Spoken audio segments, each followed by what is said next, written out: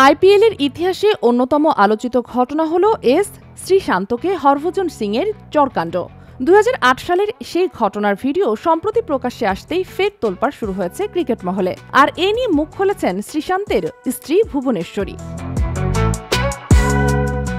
জানা যায়, অস্ট্রেলিয়ার সাবেক অধিনায়ক মাইকেল ক্লার্কের সঙ্গে বিয়ন্ড 23 ক্রিকেট নামের পডকাস্ট আড্ডার সময় ললিত মোদি এই ঘটনার প্রসঙ্গ টেনে আনেন।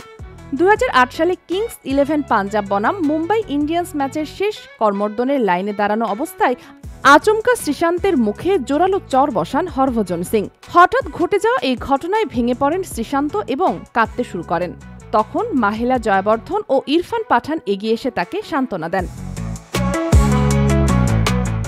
ভিডিওটি সামনে আসতেই শ্রীশান্তের স্ত্রী ভুবনেশ্বরী সোশ্যাল মিডিয়ায় ক্ষোভ প্রকাশ করেন। তিনি লেখেন, ললিত মোদি ও মাইকেল ক্লার্ক, আপনাদের লজ্জা হওয়া উচিত। সস্তা প্রচার আর ভিউ বাড়ানোর জন্য এত পুরনো ক্ষতকে আবার টেনে আনা সম্পূর্ণ ঘৃণ্য, হৃদয়হীন এবং অমানবিক। তিনি আরও বলেন, হরভজন আর শ্রীশান্ত দুজনেই বহু আগেই এই অধ্যায় ভুলে গেছে। এখন তারা দুজনেই বাবা, যাদের সন্তানরা স্কুলে যায়।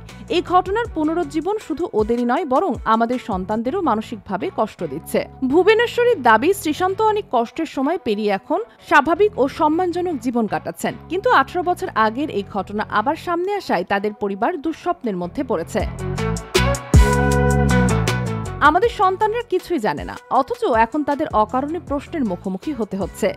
তাদের তো কোনো দোষ নেই, যোগ করেন তিনি। অন্যদিকে ললিত মোদি জানান, মূল ক্যামেরা বন্ধ থাকলেও এই ভিডিও তার নিরাপত্তা ক্যামেরায় ধরা পড়েছিল। ওই ঘটনার জন্যই হরভজনকে 8 ম্যাচের নিষেধাজ্ঞা দেওয়া হয়েছিল।